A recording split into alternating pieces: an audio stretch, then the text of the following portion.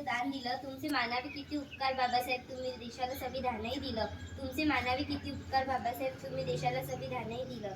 भारतीय राज्यघटनेचे शिल्पकार म्हणजेच डॉक्टर बाबासाहेब आंबेडकर यांचे जीवन आपल्या सर्वांसाठी आदर्श व प्रेरणादायी आहे. त्यांचा जन्म 14 एप्रिल 1891 रोजी मध्य प्रदेशातील मऊ या गावी झाला. ते म्हणतात, शिका, संघटित व्हा आणि संघर्ष करा. शिक्षण हे वाघिणीचे दूध आहे आणि जे ते प्राशन करेल तो वाघासारखा गुदगुल्याशिवाय राहणार नाही. दलितांची तलवार होऊन गेले, दलितांची तलवार होऊन गेले, अन्यायाविरुद्ध प्रहार होऊन गेले. होते ते एक गरीब बसपण्या जगाचा कोहिनूर होऊन गेले. होते ते एक गरीब बसपण्या जगाचा कोहिनूर होऊन गेले. वर्गाच्या बाहेर बसून सुद्धा भारताचे संविधान लिहून गेले.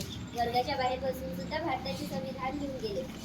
त्यांनी एका पावाच्या तुकड्यावर राहून आपल्यासाठी ज्ञान समुदाय निर्माण केला आणि हा ज्ञान समुदाय आपण मेल्यावरही संपणार नाही.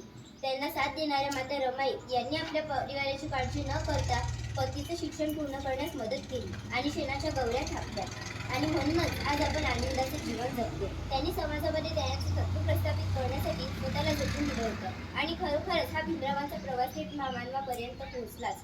बाबासाहेब म्हणतात की आपल्या समाजामध्ये जास्तीत जास्त कलेक्टर बनले पाहिजे. याचं कारण त्यांच्यावर घडलेला हा प्रसंग आहे. ते पुण्यामध्ये कायदेमंत्री असताना त्यांना कळते की त्यांचा विद्यार्थी कलेक्टर झाला आहे. तेव्हा ते त्या विद्यार्थ्याला भेटण्यास बोलवते. त्या विद्यार्थ्याला वाटते की बाबासाहेबांनी जे मला शिक्षण दिलं आहे त्या शिक्षणाची परतफेड म्हणजे पैसे असतील तर ते पैसे घेण्यासाठी मला बाबासाहेबांनी बोलवलं आहे.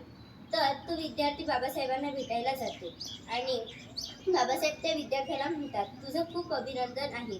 आता तू चांगल्या प्रकारे तुझं कर्तव्य कर आणि वर्षातून एकदा आपल्या गावी जा.